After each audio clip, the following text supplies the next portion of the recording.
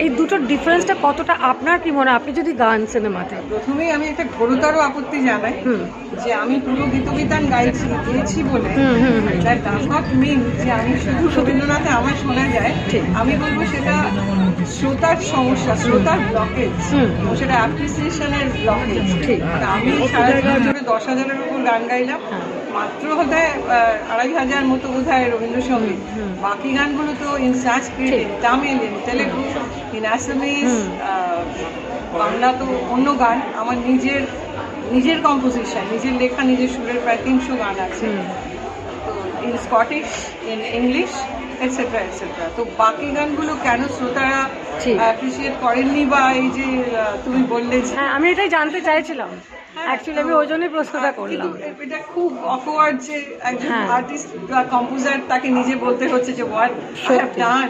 ঠিক কথা, ঠিক কথা। সেটা আমার মনে হয় বেশ একটু দুঃখের কারণ। তো দুঃখ তো আমাদের হজম করার অভ্যেস হয়েই গেছে। আর তোমার যেটা প্রশ্ন ছিল যে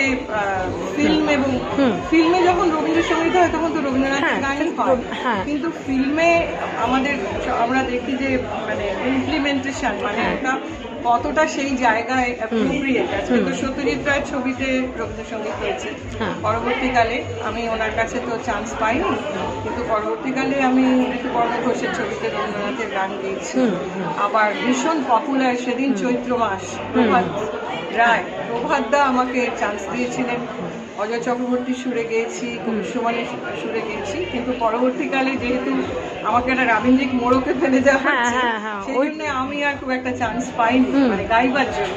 এবং আমি নিজে একটি ফিল্ম, মিঠুন চক্রবর্তীর একটি ফিল্ম, তাতে আমি 11টা গান লিখেছিলাম, শুরু করেছিলাম ডিং ডং। সেটা বাইরে বাজারে এসেও ছিল, গান বিক্রি হয়েছিল, মানে ঠিক এইরকম আজকের মতো একটা মিউজিক লঞ্চ হয়েছিল। কিন্তু যেহেতু ছবিটা বাজারে আসেনি, সুতরাং আমরা সেই ছবিটা দেখতে পাইনি, এবং আমার কপালে নেই, আমি আর কেউ আমাকে মিউজিক ডিরেক্টরের পদ দেয়নি, কোনো সুযোগ পাইনি। তো রাবীন্দ্রিক হয়ে চলেছি, আমি খুব খুশি মনে, হ্যাপিলি।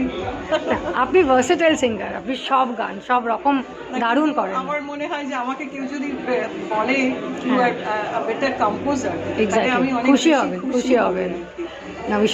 আমার অনেক বহু কম্পোজিটর, 3,500 4,000 স্তোত্র আছে, সবই আমার সুরে, প্রচুর আমার সুর করা গান আছে।